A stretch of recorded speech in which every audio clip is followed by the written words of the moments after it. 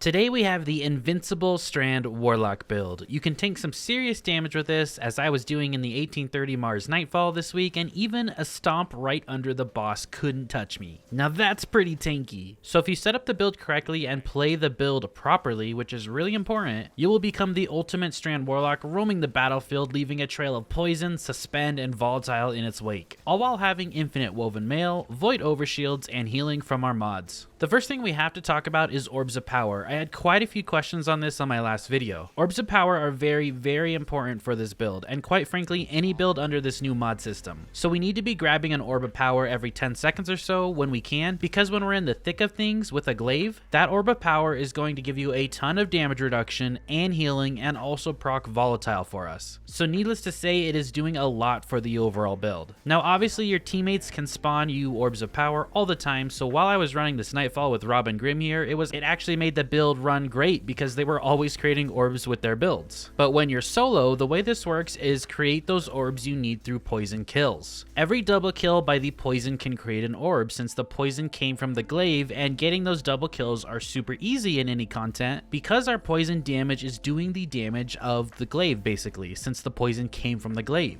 It can tick upwards of 25k damage or higher, and since this poison is basically enhanced, we have no problems getting those kills for our own orbs. And the way you want to play this is, don't just swing away like a madman. Take your time at points and let the poison do some work while you're blocking, like you see here on screen. This guarantees you to spawn a orb to keep up all the things that orbs proc for us within this build. So for your gameplay loop, just make sure to let that poison spread a bit. Don't just whack-a-mole away, okay? I could have done a better job at this myself, but the more I play, the more I learn as well. I will perfect this build if Bungie doesn't change anything with it. These Orbs of Power are proccing Woven Mail from the subclass for a huge 60% damage reduction when we have 100 resilience, and you should always be running 100 resilience if you can. These orbs will also proc 2 mods that are on our boots, and if you struggle to survive any type of content, these 2 mods will make it a lot easier for you. The first is Recuperation. This gives you a chunk of health right off the bat when picking up an Orb of Power. Next, we add in Better Already, which instantly starts health regen for us. So if you block with your glaive or don't take any damage for a second, you'll be back to full health instantly, because one of them is healing you for a chunk of health and the other one is recovering you. The Orbs of Power also proc Volatile Flow from the artifact, which lets the glaive poison also spread volatile to every single enemy it touches. So this is where you get that crazy poison and purple explosions, and it just adds a ton of extra damage to the enemies. Orbs will also proc our Void Weapon Surges on our boots for a 10% damage buff to the glaive projectile, which you should be using here and there once you get better with a glaive. And this works on our heavy weapon because I like pairing it with a Void LMG, either Commemoration with Repulsor Brace or Retrofit Escapade with Target Lock. As of late, I've been leaning towards that Commemoration with Repulsor Brace because it still does decent damage, good ad clear, and even more survivability. So hopefully that makes sense and shows why Orbs of Power are so important and how you can create them and then grab them from your teammates and what they all proc for you. We're going to be taking the new exotic Vexcalibur, and I'm already close to 2,000 kills on mine, so yeah, I really like it. Now a lot of people ask why not Judgment of Kelgaroth, and while that glaive is great, I prefer the Vex because it only loses in damage by 10% to the close to melee perk, thanks to the Perpetual Loophole perk that allows us to do 20% more damage while we have a Void Overshield. And we have this up all the time. Close to melee is also a bit harder to proc, needing a projectile kill, and I will take survival any day over that extra 10% more damage. So I'm taking that Void Overshield over the 10% damage in any content I do. Also, our tick damage from poison and volatile will give us overshield energy, so we always have it, and when you barely have any overshield, just getting a kill will refresh it to full. So the survivability is great with it. If I were on a Sithoceps on Titan, I would still use this glaive over Judgment of Kelgaroth because it provides damage and survivability in one. And if you can't survive in there with a glaive, then there is no point in using one. Now we're pairing this with Necrotic Grips. The glaive can spread our poison, and the poison tick damage does even more because it comes from our glaive. And those poison ticks can also give us overshield and spread volatile. Any double kill we get from it will create an Orb of Power as well. So this is a match made in heaven. Necrotic Ribs does a lot for the overall build, same with that Orb of Power. Now you always want to be consuming your grenade once every 25 seconds. This will proc the Weaver's Trance buff, so every single kill, regardless of the source, will proc the Suspend debuff to all the enemies around you. This has a 25-second cooldown, so you will always have a grenade back and ready for this. You can even throw your normal Suspend grenade in between aim at priority targets like a champion because you will get it back so fast like you see here on screen. For your 4 fragments, we want Thread of Warding for that Woven Mail damage reduction, Thread of Generation to get that grenade back insanely fast, Thread of Mind to get our class ability back quickly, and the 4th is up to you, but I like Thread of Continuity for longer suspend on champions. For your stats on the build, 100 Resilience is your play like always, then Discipline and Recovery on the Warlock. For mods on the build, on the helmet, take a Siphon mod, either that be Void Siphon or the Void/Strand Dual Siphon from the artifact, so you can spawn Orb of Powers with double kills